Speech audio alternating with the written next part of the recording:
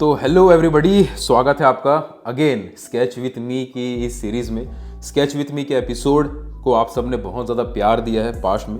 जो लोग नए हैं, पुराने जो स्केच विथ मी के एपिसोड्स हैं उनको जाके ज़रूर देखिएगा।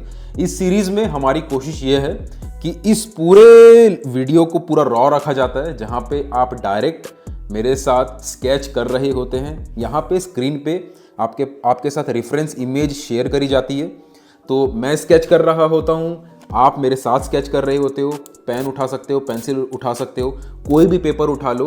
कौन सा सामान है, कौन सा मटेरियल, कौन सा टूल, ये सब की चिंता छोड़ के जो भी सामान आपके पास है उसको उठा लो, साथ साथ स्केच करना है। पूरा वीडियो रॉ रहता है, रियल टाइम में रहता है। आप मेरे साथ साथ स्केचिंग करेंगे। जो मैं बोल रहा हूँ पॉइंट्स उनको सुनते भी जाइएगा। वीडियो को आप दोबारा भी देख सकते हैं, लेकिन जब मैं स्केच कर रहा हूँ तो रेफरेंस इमेज को देख के आप भी साथ में स्केच करिएगा। प्लस जो मैं स्केच कर रहा हूँ उससे भी आपको आइडिया मिलेगा कि किस तरीके से स्केचिंग कर सकते हैं आप, और किस तरीके से मैं अपने, क्योंकि मैं पेन से स्केचिंग कर रहा होता हूँ तो मैं किस तरीके से अपने पेन को चला रहा हूँ। बहुत सिंपल सी पेन है, बहुत सिंपल से पेपर मैं लेता हूँ। तो स्केचिंग शुरू करते हैं आज के इस स्केच विथ मी सीरीज़ के साथ। आज हम वल्चर के स्केचेस करेंगे एंड हम अलग अलग टॉपिक्स लेते हैं। आप भी डेली लाइफ में कुछ भी टॉपिक्स लेके उसमें स्केचेस कर सकते हो, और मैं different topics sketch with me series में इसलिए लेता हूँ क्योंकि आपको समझ आए कि ड्राइंग फंडामेंटल प्रिंसिपल्स जिसकी मैं बात करता हूँ इतनी ज़्यादा, अगर वो क्लियर हो तो सब्जेक्ट से फ़र्क नहीं पड़ता। अगर आपके फंडे क्लियर हैं तो कोई भी सब्जेक्ट उठा लो। कभी आप बर्ड्स बनाते हो, कभी एनिमल्स बनाते हो, ह्यूमन बनाते हो, पोर्ट्रेट बनाते हो, कुछ भी बनाओ, सारे प्रिंसिपल्स हमेशा सेम होते हैं। तो फोकस करते हैं स्केचिंग करने के ऊपर। रॉ है वीडियो, साथ दीजिएगा, साथ में काम कीजिएगा। वीडियो को शेयर भी ज़रूर कीजिएगा क्योंकि इस तरह की रॉ लेसन्स, लंबे लंबे लेसन्स, रियल टाइम लेसन्स बहुत ज़रूरी है आज के टाइम पे, जिसको लोग देखें और साथ में प्रैक्टिस भी करें। तो शुरू करते हैं sketching. Get ready with your pen और pencil, get ready with your sketch book. तो यहाँ पे मैंने पहला इमेज यहाँ पे आप देख सकते हैं। बहुत ही रफली मैं स्केचेस करता हूँ, और स्केचेस एक तरीके से रफ ही किए जाते हैं। उसमें बहुत ज़्यादा डिटेल्स की गुंजाइश नहीं होती है। डिटेल्स पे हमें फोकस नहीं करना होता है स्केचिंग में। बस रफली मैं अपने पेन को जिस दिशा में ये इमेज बनी हुई है, ये जो रेफरेंस इमेज हमने ली है, उस दिशा में बस मैं अपने पेन को मूव कर रहा हूँ। मैं ये नहीं देख रहा हूँ कि कितना प्यार से मेरी लाइंस बन रही है या कितनी सुंदर मेरी लाइंस हैं। बस जो इमेज है उसके हिसाब से मैं रफली अपने पेन को मूव कर रहा हूँ। पेन या पेंसिल जो भी आप इस्तेमाल कर रहे हैं उसको आप यूज़ कर सकते हैं। ऐसा कोई रूल नहीं है कि सिर्फ पेन ही इस्तेमाल करना है, क्योंकि इट्स ऑल अबाउट प्रिंसिपल्स कि आप किस तरीके से बना रहे हो। टूल क्या है उससे उतना फ़र्क नहीं पड़ता है। एक बहुत ही हाल ही में एक सवाल आया था आस्क मी आर्ट भी एक मैं सीरीज़ रन करता हूँ जहाँ मैं आप सबके सवाल लेता हूँ। तो कमेंट सेक्शन में जो भी आपके सवाल है उनको भी पूछते रहा करिए। उनको मैं अपने आस्क मी आर्ट सीरीज़ में, जिसमें मैं यूट्यूब पे भी आस्क मी आर्ट करता हूँ या फिर इंस्टाग्राम में भी आस्क मी आर्ट के रील्स शॉर्ट्स आते हैं, तो वहाँ पे सवाल लिए जाते हैं। तो एक सवाल आया था हाल ही में कि हमें कब पेन इस्तेमाल करना चाहिए और कब पेंसिल इस्तेमाल करना चाहिए, या फिर हम बिगिनर हैं तो क्या हम पेन स्केचिंग कर सकते हैं। तो इसका आंसर ये है कि आप कर सकते हो, ऐसा कोई दिक्कत नहीं है। जब मैं स्कूल में था तो क्लास में पढ़ाई करते करते जब टीचर का ब्रेक होता था या थोड़ा लीजर टाइम मिलता था तो मैं पेन से ही पेपर के पीछे, कॉपी के पीछे स्केचिंग करते रहता था। तो इतना टेंशन नहीं लेता था कि यार इसको किसी को चेक करवाना है या गलती हो जाएगी या गलत हो जाएगा तो क्या होगा। इतना अगर आप सोचोगे तो कभी भी कोई टूल को यूज़ नहीं कर सकोगे। ऑब्वियस सी बात है कि सॉरी, पेन से जब आप स्केचिंग करते हो तो वो थोड़ा डिफिकल्ट होता है क्योंकि वहाँ गलती आप मिटा नहीं सकते हो। लेकिन इसका मतलब ये नहीं है कि आप पेन से स्केचिंग ना करो, लेकिन पेंसिल से प्रैक्टिस जारी रखो। मतलब एक होता है कि हम कर रहे हैं, एक होता है कि हम सीख रहे हैं। जैसे फॉर एग्जांपल किसी को क्रिकेटर बनना है तो वो क्रिकेट सीख भी रहा होगा और क्रिकेट खेल भी रहा होगा। सीखते समय भी खेलता है, लेकिन एक होता है अपने दोस्तों के साथ फन में खेलना, मज़े में खेलना। एक होता है सीरियस लेवल पे प्रैक्टिस करना कि ऐसे शॉट्स होने चाहिए, ऐसा हमें स्टैंस लेके बैटिंग करनी है, या ऐसे बॉलिंग करना है, या ऐसे फील्डिंग करना है, ऐसे एक्सरसाइज होनी चाहिए, ऐसे बॉडी की फिटनेस ज़रूरी है। वो सारी चीज़ें अलग हो जाती हैं। एक होता है फ़न के लिए खेलना, दोस्तों के साथ मज़े के लिए खेलना। तो जब आप आर्ट में आ रहे हो तो अगर आप हॉबी के लिए कर रहे हो तब तो आप कुछ भी करो, कैसे भी करो, उतना फ़र्क नहीं पड़ेगा। आप मज़े के लिए कुछ भी बना सकते हो, कैसे भी बना सकते हो। लेकिन जब आप प्रोफेशनल बनने के हिसाब से या सीरियस लेवल पे आर्ट की फील्ड में आ रहे हैं तो स्केचिंग या ड्राइंग या पेंटिंग जो भी आप करते हो फ़न के लिए, आप फ़न के लिए करो, लेकिन साथ में सीखते भी रहो। जैसे फॉर एग्जांपल आप प्रपोर्शंस, एंगल्स, इन सब की प्रैक्टिस जब करोगे तो ये स्केचेस जो हम बना रहे हैं अभी, ये अपने आप आपके धीरे धीरे इंप्रूव होते रहेंगे। तो अभी आप देख सकते हो कि सिर्फ मैं हैचिंग, क्रॉस हैचिंग, ये सब चीज़ें कर रहा हूँ। तो ऐसा कोई रूल्स नहीं है कि पेन ऐसे इस एज में आने के बाद या इतना सीखने के बाद ही आप पेन उठाओ, क्योंकि पेन उठाने से कोई पाप नहीं पड़ जाएगा या कोई आपको फांसी नहीं लगा देगा। उठाओ, बनाओ, कोई दिक्कत नहीं है। पेपर खराब हो रहा है, होने दो, लेकिन अपना सीखना जारी रखो, ताकि पेन के ऊपर जो कॉन्फिडेंस है वो आपका बढ़ते रहे। अब मैं पेन से इतना ज़्यादा मैं इस्तेमाल पेन इसलिए भी करता हूँ क्योंकि पेन के साथ मैं बहुत कंफर्टेबल हो गया हूँ। मैं बहुत बार पेन इस्तेमाल किया हूँ, बचपन में भी करता था। जब मेरी ड्राइंग अच्छी नहीं थी तब भी मैं करते रहता था कुछ कुछ पेन के साथ, कॉपी के पीछे स्केचिंग, इधर उधर, चादर के ऊपर, बेडशीट के ऊपर स्केच करते हो, हाथ के ऊपर ड्राइंग बना दो। हम बचपन में बहुत ऐसे करते थे, तो इतना सोचते नहीं थे कि गलती हो जाएगी तो क्या होगा, गड़बड़ हो गया तो कैसे मिटाएंगे। उतना सोचोगे तो टेंशन में रह जाओगे हमेशा। बनाते रहो, जहाँ मन कर रहा है, जैसे मन कर रहा है बनाओ, लेकिन सीखना छोड़ना मत, क्योंकि बस मन से बना रहे हो लेकिन सीख नहीं रहे हो तो भी कोई मतलब नहीं है। वो वैसे ही है कि क्रिकेट हम मज़े के लिए खेल रहे हैं, लेकिन अगर हमें प्रोफेशनल क्रिकेटर बनना है तो बहुत कुछ सीखना ही पड़ता है। तो यहाँ पे मैंने पहली इमेज ली, और मैं जब पहला, दूसरा, तीसरा स्केच करता हूँ तो वो एक तरीके से वार्म अप होता है। तो उसमें मैं बहुत ज़्यादा टेंशन नहीं लेता हूँ कि यार ये चीज़ अच्छी दिख रही है, नहीं दिख रही है। बस मैं बनाते चले जाता हूँ। जैसे जैसे आप बनाते चले जाओगे ना, आपका वार्म अप होता चला जाएगा। इतना आपको टेंशन नहीं लेना पड़ेगा कि ये स्केच अच्छी लग रही है, नहीं लग रही है, प्रपोर्शन एकदम परफेक्ट आ रहे हैं, नहीं आ रहे हैं, कि ये जो फेस हम बना रहे हैं या जो बर्ड बना रहे हैं या एनिमल जो भी आप बना रहे हो, उसका फेस थोड़ा ऐसे होना चाहिए था या थोड़ा ऐसे होना चाहिए था। उतना बहुत ज़्यादा परफेक्शन लेवल पे आपको फोकस नहीं करना है। बस ये है कि ओवरऑल जो फील है रेफरेंस का वो आ जाए, और कितना टाइम आप एक स्केच को दे रहे हो उससे भी, उस पर भी मैटर करता है। जैसे कि फॉर एग्जांपल यहाँ पे एक स्केच को बनाने में लगभग 5 से 6 मिनट मुझे लग रहे होंगे, किसी में ज़्यादा किसी में कम लगेंगे, लेकिन 2 मिनट, 4 मिनट, 5 मिनट मैक्सिमम ये टाइमिंग हम लोग यहाँ पे दे के चल रहे हैं। कई बार हम सिर्फ जेस्चर बनाते हैं तो 30 सेकेंड, 1 मिनट के आसपास टाइम भी देते हैं। तो टाइमिंग के हिसाब से हम डिसाइड करते हैं कि कितना ज़्यादा डिटेलिंग्स या कितने ज़्यादा हैचिंग, अगर क्रॉस हैचिंग, हैचिंग ये सब हम ऐड कर रहे हैं तो कितना करना है, और करें या इतना करके छोड़ दें, थोड़ा में काम चल जाएगा क्या।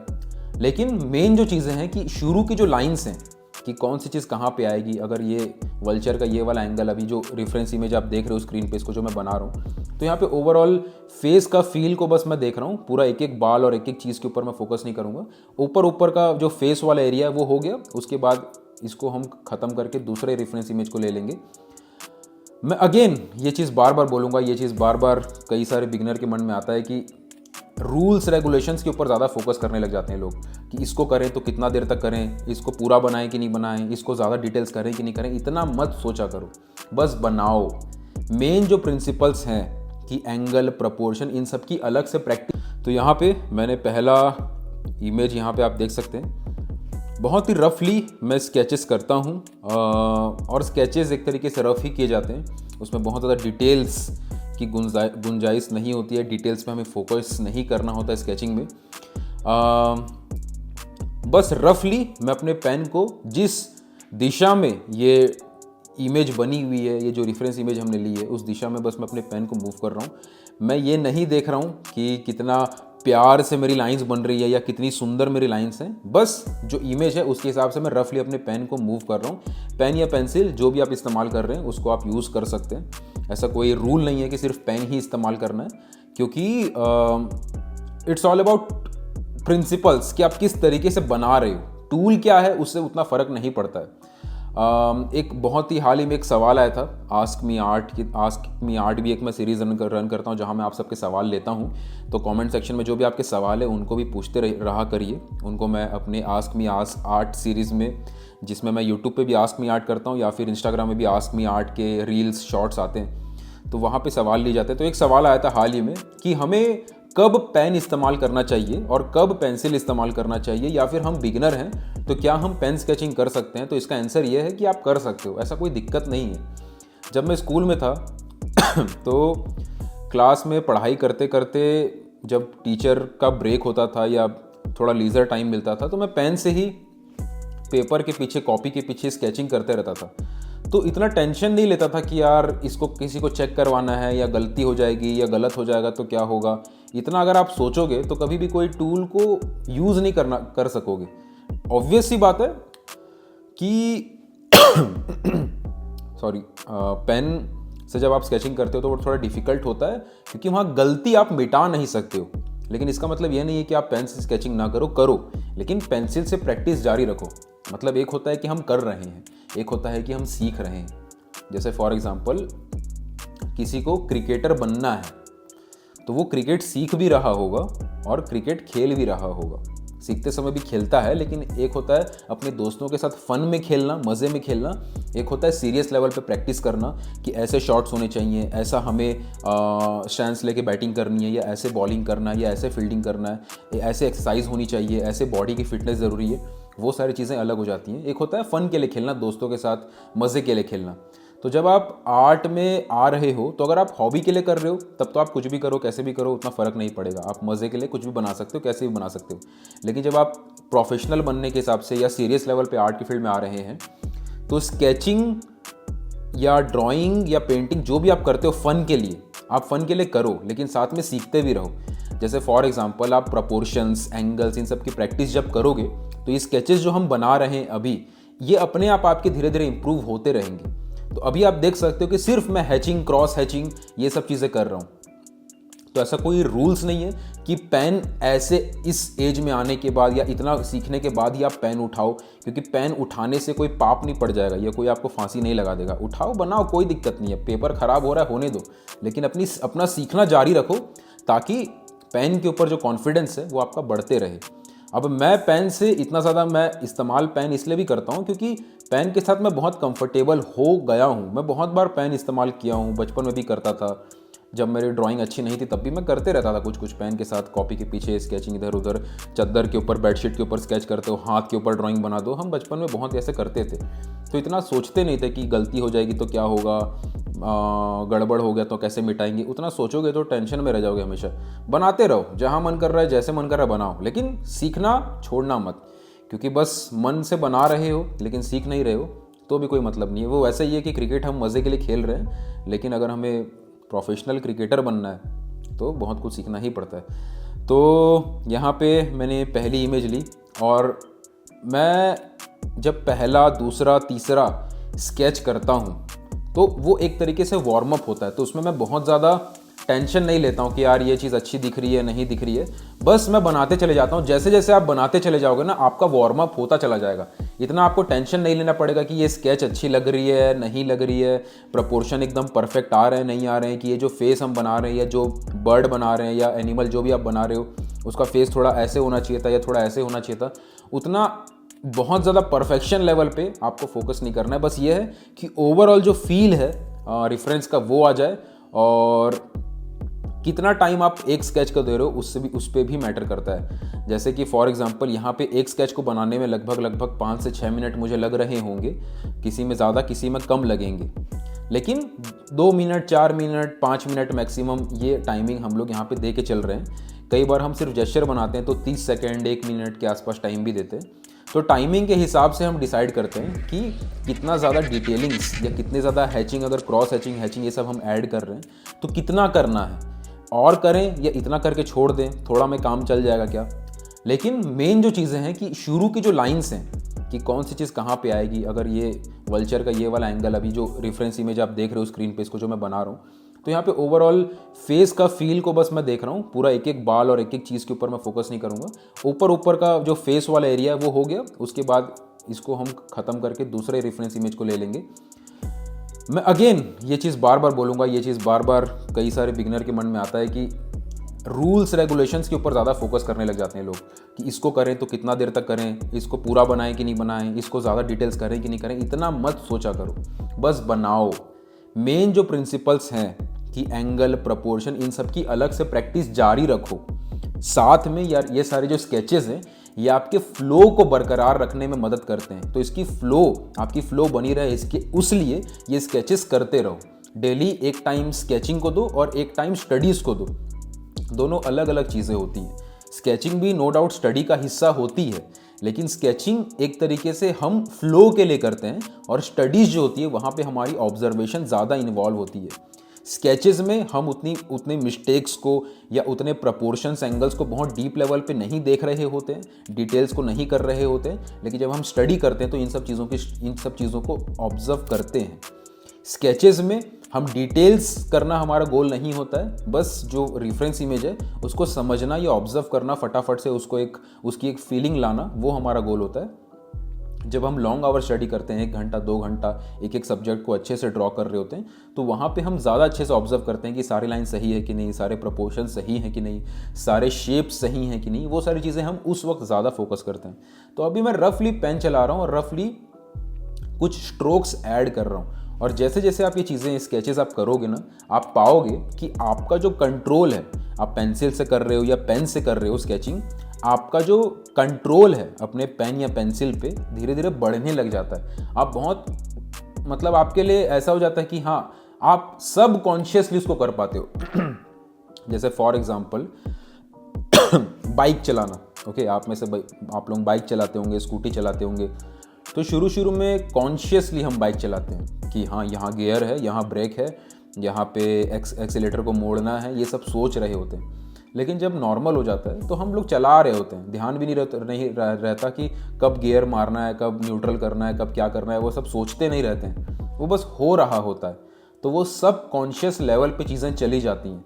और जब आप डेली बेसिस पे स्केचिंग करते हो तो आपके लाइंस को बनाना, आपके शेप्स को, जो रेफरेंस इमेज हम यहाँ पे ले रहे हैं, जो भी रेफरेंस इमेज आप लेते हो, उनकी शेप्स को समझना, उनके शेडोज़, लाइट्स, इन सब को देखना, वो सब धीरे धीरे सब कॉन्शियस लेवल पे चीज़ें जाने लगती हैं। तो आपकी जो स्टडीज़ हैं, जो आप लॉन्ग आवर स्टडीज़ करते हो, वो और ज़्यादा इफ़ेक्टिव हो जाता है, वो और ज़्यादा अच्छे से हो पाता है।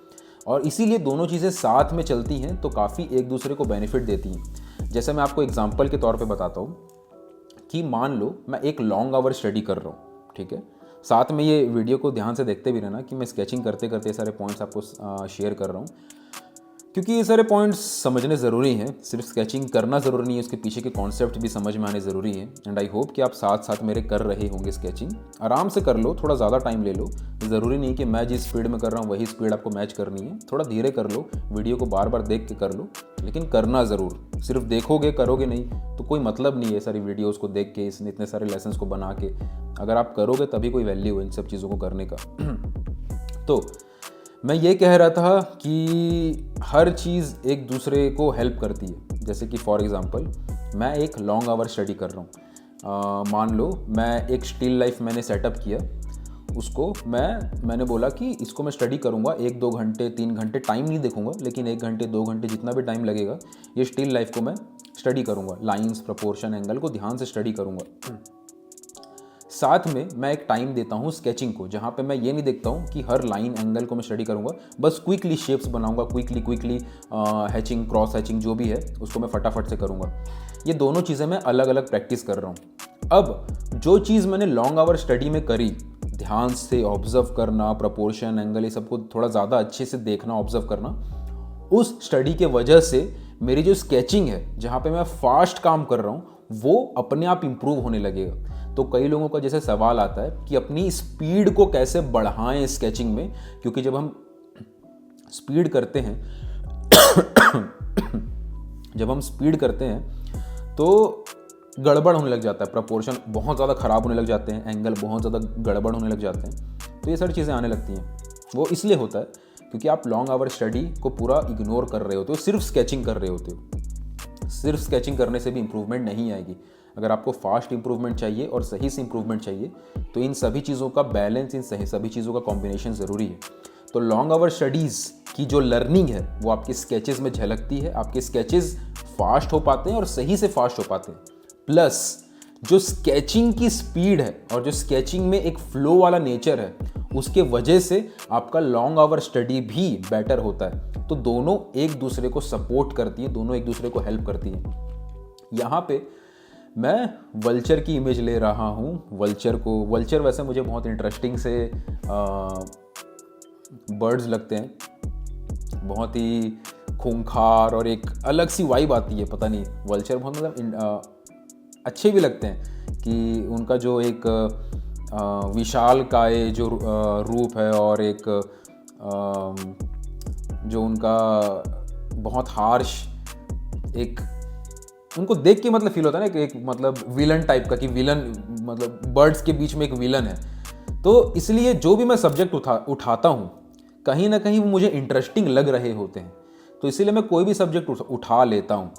तो इस तरीके से आप भी कोई भी सब्जेक्ट उठा सकते हो। अभी तो ये स्केच विथ मी सीरीज़ के साथ आप साथ में स्केच करो, जो मैं कर रहा हूँ उसको साथ साथ करो, ताकि आप रेफरेंस इमेज को देख के साथ साथ में कर पाएँ, प्लस जो मैं स्केचिंग कर रहा हूँ उसके हिसाब से भी आपको थोड़ा सा आइडिया मिलेगा, तो आप कंपेयर भी कर पाओगे, देख भी पाओगे कि आपकी स्केचिंग कैसे हो रही है, ये सारी चीज़ें। लेकिन जब आप डेली लाइफ में स्केचिंग करते हो ना, तो आप कोई भी इमेज उठा सकते हो। ऐसा ज़रूरी नहीं है कि आज तक दुनिया में सब मैक्सिमम लोग पोर्ट्रेट बना रहे हैं, मैक्सिमम लोग तो डॉग्स की स्केचिंग करते हैं, कोई काऊ की स्केचिंग नहीं करता, तो हम डॉग्स की ही करें, क्योंकि हम इन्फ्लुएंस हो जाते हैं उन चीज़ों से। लेकिन जो आपका दिल कर रहा है जिस सब्जेक्ट को स्केच करने का, उसको करो, कोई दिक्कत नहीं है। कोई इसमें रूल्स रेगुलेशंस नहीं है कि नहीं ये वाला बर्ड का स्केचिंग करेंगे, वो वाला का नहीं करेंगे, ये काऊ बनाते हैं तो काऊ बनाएंगे, हिरन की स्केचिंग नहीं करेंगे। जो दिल कर रहा है स्केच करो, जो एनिमल उठाना है उसको उठा लो। और उठा लो मतलब ऐसे उठा के ले मत आना घर में, आपको फ़ोटो उठानी है तो फ़ोटो आप गूगल से मिल जाएगी आपको। एक वीडियो भी मैंने बनाई थी, मैं यूट्यूब चैनल पे, आप या यूट्यूब पे सर्च करोगे ना Reyansh Rahul copyright free image, ऐसा कुछ भी सर्च करोगे तो एक आपको वीडियो मिल जाएगी, जहाँ पे मैंने दिखाया था कि कहाँ से रेफरेंस इमेजेस मैं लेता हूँ। उसमें मैंने 3-4 ऑप्शंस बताए थे, जैसे गूगल से तो ले ही सकते हो आप, गूगल में बहुत सारे वेबसाइट्स हैं, और अगर आपको कॉपीराइट फ्री इमेजेस उठानी तो आप उठा सकते हो, इंस्टाग्राम से भी उठा सकते हो आप। उसके अलावा खुद इमेजेस क्लिक कर सकते हो, कहीं जाते हो, बाज़ार गए तो वहाँ की इमेज हो गई, कहीं पे अगर ज़ू गए तो वहाँ पे एनिमल्स वगैरह की इमेजेस आप ले सकते हो। तो कहीं भी आप जाते हो तो इमेजेस को कलेक्ट करने की भी हैबिट आप बना सकते हो। तो क्या है कि लॉन्ग टर्म में आपके पास खुद की ली हुई बहुत सारी इमेजेस रहेंगी। उससे क्या फ़ायदा होता है ना कि आप हर जगह और हर चीज़ में, नॉर्मल से नॉर्मल चीज़ में भी आर्ट को खोजने लग जाते हो। पहला तो ये। दूसरा ये कि आपको एक क्रिएशन का जो सेटिस्फैक्शन होता है, यहाँ पे जो मैं इमेजेस लिया हूँ ये सब मैं इंस्टाग्राम से लिया हूँ, ओके, लेकिन ये सब इमेजेस अगर मैं खुद खींचा होता तो ये स्केचेस को बनाने में मेरे को और ज़्यादा मज़ा आता, मेरे को और ज़्यादा सेटिस्फैक्शन मिलता, ये सोच के कि ये इमेजेस मैंने ली थी। तो वो क्रिएशन का सेटिस्फैक्शन और ज़्यादा बढ़ जाता है जब आप खुद की इमेजेस खींचे हुए होते हो। तो ये भी एक तरीका है और बहुत अच्छा तरीका है रेफरेंस इमेज को कलेक्ट करने का। अगेन मैं यहाँ पे एक इमेज लिया हूँ और यहाँ पे आप देखो कि मैं क्विकली बस लाइंस खींच रहा हूँ कि कौन सी चीज़ कहाँ पे आएगी, और एक रैंडम शेप की तरह मैं चीज़ों को यहाँ पे लगा के छोड़ रहा हूँ कि हाँ ये यहाँ पे आएगा, ये लाइन यहाँ पे आएगी, ये वाला पंख यहाँ तक आ रहा है, ये वाला बॉडी यहाँ तक आ रहा है। तो रफली बस मैं पेन को घुमा रहा हूँ ताकि एक फील आ जाए कि कौन सा सामान, इस बर्ड पक्षी का कौन सा हिस्सा किस जगह पे आ रहा है। तो ये इससे क्या है ना, एक आइडिया मिल जाता है कि हाँ ये चीज़ यहाँ पे आने वाली। तो इससे थोड़ी फास्ट स्केचिंग करने में, क्विकली चीज़ों को अपनी अपनी जगह लाने में थोड़ा हेल्प होता है। एक तरीका सेक्सी फीलिंग दे रहा था कि वल्चर, पूरा आँख दिख रहा है, साइड में चोंच है, अच्छा फील दे रहा था, थोड़ा सा स्ट्रॉन्ग एक वाइब आ रहा था, तो उसको उसमें ज़्यादा थोड़ी हैचिंग करने में मज़ा आ रहा था। लेकिन ये उड़ता हुआ वल्चर मेरे को मज़ा नहीं आ रहा है, तो मेरे को इंटरेस्टिंग ऐसे भी नहीं लग रहा है इसको स्केचिंग करना, तो मैं इसको आधा करके छोड़ दे रहा हूँ। तो तभी मैंने बोला कि पूरा रॉ है ये वीडियो, ओके, ये सीरीज़ पूरी रॉ है और मैं आपको वही शेयर कर रहा हूँ जो मेरे मन में चल रहा होता है स्केचिंग करते वक्त। क्योंकि कई बार क्या होता है ना, मैं स्केचिंग करना दिखा दूँ और उसको आधे में छोड़ दूँ तो कई लोगों को लगता है कि क्या रीज़न हो सकता है, क्यों छोड़ दिया, क्या ये नहीं करनी चाहिए थी क्या पहले, या ये इसमें कोई कारण था क्या जो आपने इसको छोड़ दिया। ऐसा कुछ कारण नहीं है, हर चीज़ के पीछे कोई कारण नहीं होता है। कोई चीज़ ऐसी ही है कि हाँ मन नहीं कर रहा, छोड़ दो उतना टेंशन नहीं लेना है। तो थोड़ा बहुत रफली यहाँ पे मैं पेन चला रहा हूँ और इसको छोड़ रहा हूँ। दूसरा रेफरेंस इमेज लेते हैं, मज़ा नहीं आ रहा है, इसको बनाते हैं।